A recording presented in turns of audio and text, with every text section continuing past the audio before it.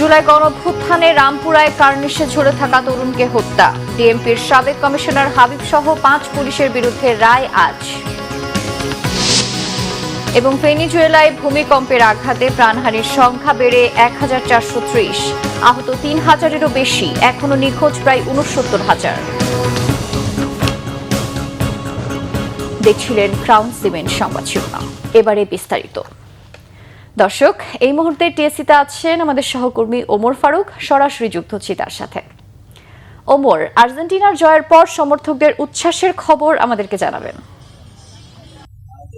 আসলে গ্রুপ পর্বের আজকে ছিল শেষ ম্যাচ, সেই শেষ ম্যাচে আর্জেন্টিনা কিন্তু দুর্দান্ত জয় লাভ করেছে। আমরা দেখেছি যে আসলে সকাল থেকেই অর্থাৎ ভোর থেকেই আর্জেন্টিনার ফ্যান সহ যারা ফুটবল প্রেমী আছে তারা কিন্তু ঢাকা বিশ্ববিদ্যালয়ের 6টি স্থানে তারা যে জায়ান্ট স্ক্রিন, সেই স্ক্রিনের সামনে তারা জড়ো হয় এবং তারা কিন্তু সেই ভোর থেকেই এই শেষ মুহূর্ত পর্যন্ত তারা কিন্তু সেই জয় উপভোগ করেছে এবং তারা কিন্তু বেশ উচ্ছ্বাস প্রকাশ করেছে। এবং তারা আমাদেরকে যেটা বলছেন যে আসলে এই যে শুরু থেকে গ্রুপ পর্বের শুরু থেকেই যে কয়টি ম্যাচ এই পর্যন্ত হয়েছে সবগুলোতেই কিন্তু আর্জেন্টিনা দুর্দান্তভাবে জয়লাভ করেছে এবং তারা যেটা বলছেন যে এই যে জয়ের যে ধারাবাহিকতা সেটি অব্যাহত থাকলে আর্জেন্টিনা এবারও তারা মনে করছেন যে আর্জেন্টিনা এবারও বিশ্বকাপ নেবে বলেও তারা মনে করছে। দেখতেই পাচ্ছেন যে আসলে এখনো কিন্তু কিছুক্ষণ আগে যে খেলা সেটি কিন্তু শেষ হয়েছে, আর্জেন্টিনা এবং জর্ডানের মধ্যকার যে ফুটবল ম্যাচ সেটি শেষ হয়েছে।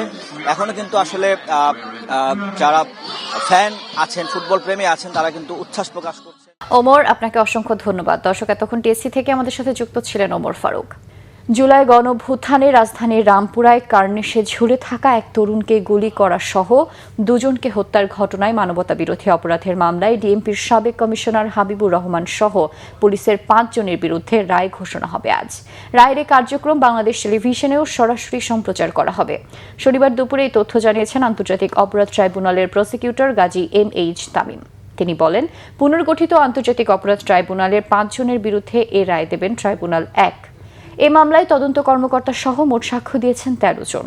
এ মামলার 5 আসামিরই সর্বোচ্চ শাস্তি চেয়েছেন চিফ প্রসিকিউটর আমিনুল ইসলাম। উভয় পক্ষের যুক্তিতর্ক শেষে রায় ঘোষণার জন্য 28 জুন দিন নির্ধারণ করেন ট্রাইব্যুনাল।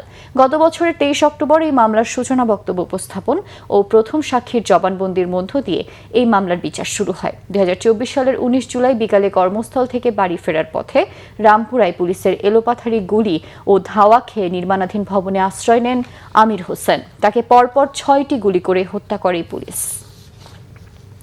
আন্তর্জাতিক, ভেনেজুয়েলায় জোড়া ভূমিকম্পের আঘাতে প্রাণহানির সংখ্যা বেড়ে দাঁড়িয়েছে 1430 জনে, আহত 3000-এরও বেশি, এখনো নিখোঁজ প্রায় 69,000। যত সময় পার হচ্ছে ততই কমে আসছে ধ্বংসস্তূপের নিচে আটকা পড়াদের বেঁচে থাকার সম্ভাবনা। তবুও তাদের উদ্ধারে এখন অভিযান চালিয়ে যাচ্ছে ভেনেজুয়েলা সরকার। উদ্ধার অভিযানে সহায়তা করতে ভেনেজুয়েলায় পৌঁছেছেন আরও 1600 বিদেশি উদ্ধারকর্মী। ভূমিকম্পের সবচেয়ে বেশি ক্ষতি এলাকায় লা গুরাইরায় অন্তত 100টি ভবন ক্ষতিগ্রস্ত হয়েছে। ভারী যন্ত্রপাতির অভাবে সেখানে ধ্বংসস্তূপের নিচে আটকা পড়াদের উদ্ধার কাজ ব্যাহত হচ্ছে বলে অভিযোগ করেছেন স্থানীয় বাসিন্দারা। একই অভিযোগ অন্যান্য এলাকার বাসিন্দাদেরও। দেশটির শীর্ষ আইনজীবী হোর্হে রদ্রিগেজ বলের ফলে গৃহহীন হয়ে পড়া পরিবারগুলোকে আশ্রয় কেন্দ্রে সরিয়ে নেওয়া হয়েছে। দুর্যোগ কবলিত এলাকাগুলো, বিশেষ করে লা গুয়াইরায় ত্রাণ বিতরণ করা হচ্ছে। এই ছিল এখনকার মতো। পরের সংবাদ সকাল 11টায়। এছাড়া বাংলা ভিশন সংবাদ ও সংবাদ সংশ্লিষ্ট অনুষ্ঠান দেখতে ভিজিট করুন www.bvnews24.com ও facebook.com/banglavisionnews এবং সাবস্ক্রাইব করুন youtube.com/banglavisionnews। ধন্যবাদ।